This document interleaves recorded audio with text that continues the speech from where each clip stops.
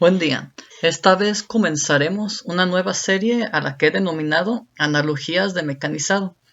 En esta se verán conceptos muy importantes y fundamentales acerca de los trabajos en máquinas, así como que también se introducirá en la historia y unas líneas de tiempo sobre los avances, sobre todo esos avances tanto en herramental como en aceites refrigerantes o en las propias máquinas herramientas.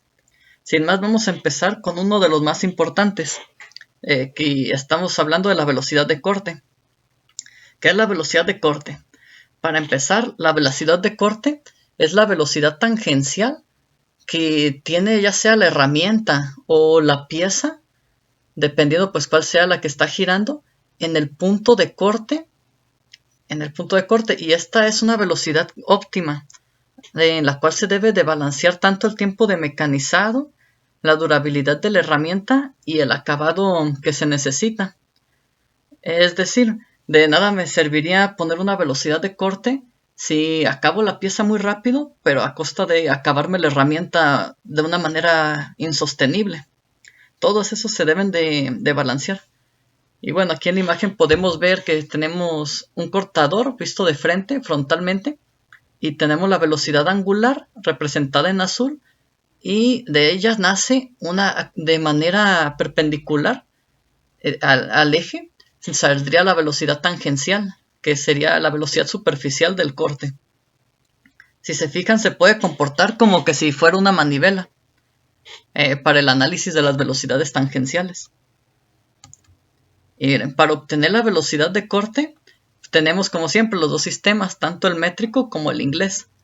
La fórmula del sistema métrico es la velocidad de corte por 1000 sobre pi por diámetro. Con esto obtendremos las revoluciones por minuto a las que debe girar mi material o mi pieza.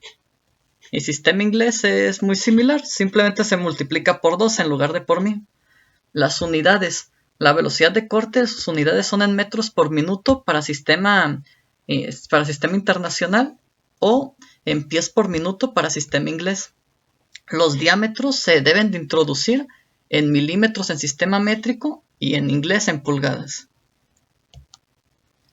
Y aquí está un ejemplo. En base a la fórmula anterior, podemos ver que mientras más chico sea el diámetro, va a girar más rápido la pieza en base a esta fórmula.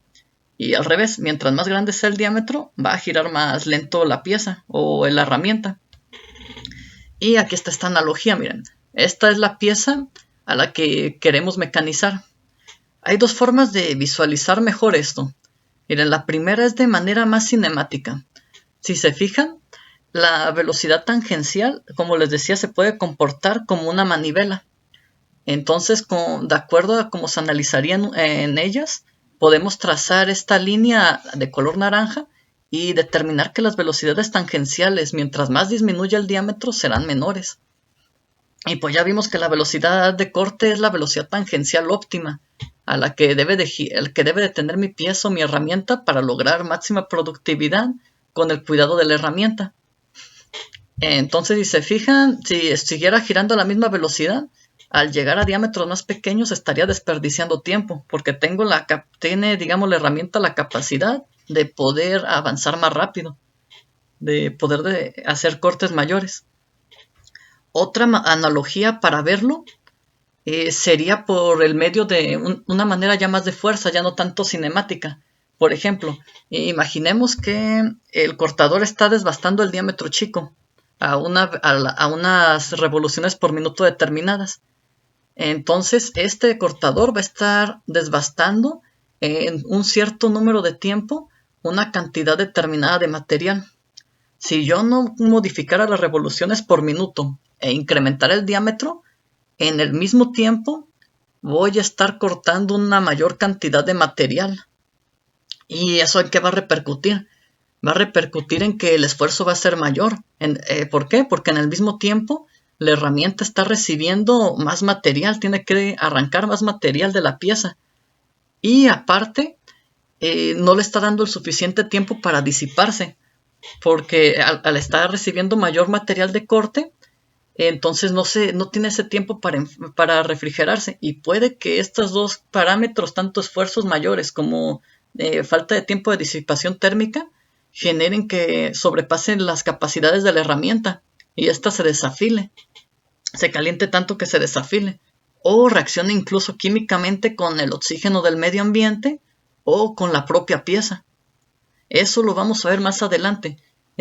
Vamos a ver varios materiales de herramientas y recubrimientos y vamos a ver cuándo es recomendable uno u otro, dependiendo de los parámetros de temperatura o de las reacciones químicas que pueda haber entre la pieza y la herramienta. Bueno, entonces entre estas dos piezas, si yo siguiera una velocidad de corte, la segunda pieza va a tener una velocidad de corte mayor que la primera. Aquí estoy representando, en la primera estoy representando que el buril está cortando en el diámetro exterior, en el más grande. Y en el siguiente, el buril está cortando en un diámetro más chico. Entonces, para preservar la velocidad tangencial igual a la velocidad de corte, el único camino es aumentar las revoluciones por minuto. Para el segundo caso. Bueno, y ahora vamos a ver de qué es lo que depende la velocidad de corte. En base a qué elegimos una velocidad de corte. O las personas que nos recomiendan tablas, en base a qué nos lo recomiendan. Ellos pues se ponen a hacer una serie de test, experimentos, para optimizar digamos, para garantizar sus fórmulas que tienen. Y poder llegar a esos parámetros de corte que nos recomiendan en sus tablas. Porque las velocidades de corte, cuando compramos pastillas o herramientas, muchos fabricantes nos recomiendan para ciertos materiales qué velocidad de corte debe tener su herramienta.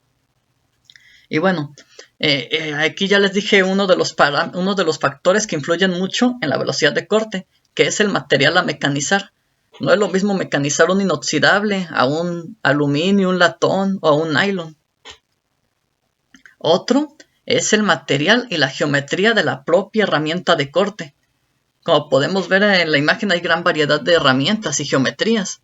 Pueden ser desde herramientas de acero rápido con cobalto, incluso sin cobalto, base tuxteno, base molibdeno o de carburo de tuxteno. Y dentro de la familia de carburo de tuxteno hay una gran variedad de calidades de granos, así como de recubrimientos. Ya aparecen otras técnicas más avanzadas para aumentar la dureza y productividades. Otro factor muy importante es la rigidez del sistema de sujeción y de la propia máquina herramienta. Tanto de la sujeción de la propia pieza como de la herramienta. Eso influye bastante. Por ejemplo, si tuviéramos una pieza muy grande y no quedara con un sistema tan rígido, no podríamos utilizar las velocidades de corte optimizadas tan altas, porque va a generar vibraciones. Y esas vibraciones le pueden generar problemas con la herramienta.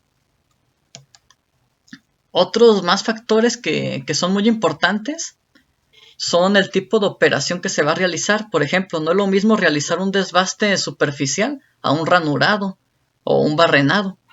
Entonces todos esos factores también importan. La rigidez de la máquina herramienta también también me refiero a que no es lo mismo trabajar en un torno pequeño de mesa a en una máquina ya industrial para producciones muy altas que pesa ya varias toneladas. El mecanizado con o sin fluidos lubricantes y refrigerantes. Ese es otro factor muy importante. No es lo mismo mecanizar en seco, que se puede perfectamente, a mecanizar con un fluido de refrigerante, que a la vez sirve como lubricante del corte. Puedo lograr mayores velocidades normalmente si se utiliza esto. Hay casos en los que no se puede utilizar, pero eso los vamos a ver cuando veamos esas herramientas en específico. Y bueno, en el siguiente video vamos a realizar un testeado de un material 1045 con un diámetro de 25 milímetros y a un desbaste de un largo de 7.5 milímetros con estos parámetros. En el siguiente video vamos a analizarlo en detalle e incluso vamos a adjuntar videos del proceso de mecanizado.